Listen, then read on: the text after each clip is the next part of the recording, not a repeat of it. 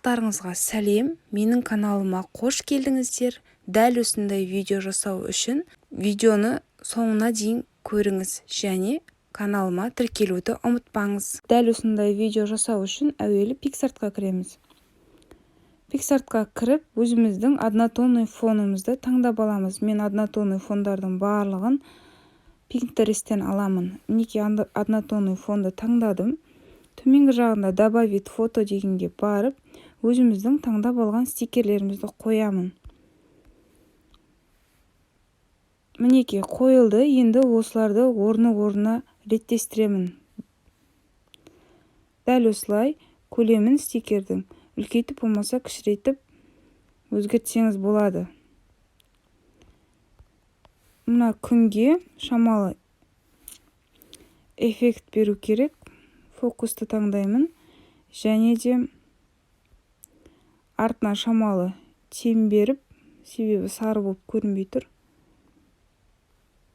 100-ге дейін апарамын. Дәл осылай таңдаймын да сохранить етемін.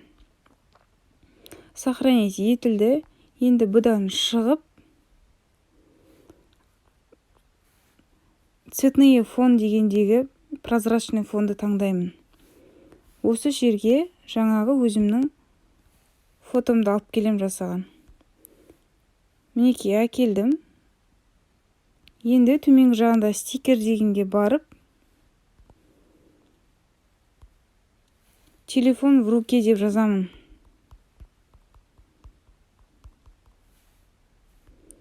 Телефон в руке деп жазамын да, осы жерден өзіме қажеттісін таңдап аламын. Мінекей таңдап алдым. Енді осы телефонды осы жерге орналастырамын. Размерін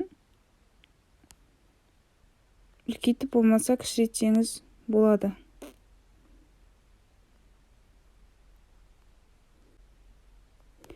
Мінекей орналастырып алдым. Енді бұнда сохранить етемін. Осыдан кейін капкатқа кіреміз. Новый проект басамыз. Фонымызды таңдаймыз. Фонның арғы жағында тұрған капкаттың видеосын удалить етеміз да кішкене шамалы тартамыз. Енді осының үстіне наложение жасаймыз. Жаңағы өзіміздің жасаған фотомызды алып келеміз. Мінекей алып келдім. Енді осының көлемін үлкейтіп, осылай оңға қарай жасырып қоямын. Және де оңға қарай тартамын. Осылай жасырып қоямын да алдына мына ромбиктегі плюсті басамын. Енді осы қолдың шығатын жерін өзім орналастырамын. Мінекей осылай жайлап шығады. Мінекей төменгі жағында ромбик көрінді. Жүргізіп полностью шығарып қою үшін тағы да тартамын жоғары қарай. Дәл осылай ромбик өзінен өзі қойылып тұрады. Мінекей сонда осылай шығады. Енді осы видеоның біткен жеріне, мінекей мына ромбик тұрған жерге наложение жасаймын. Стикерлерді орналастырам. Мінекей мына стикерлердің көлемін кішірейтіп, мына стикерлердің үстіне бүйтіп қоямын. Келесі стикер. Осында дәл осылай үстіне бірдей қылып қойып аламын. Келесі стикер. Күннің стикер. Көлемін кішірейтіп, дәл осылай қойып аламын.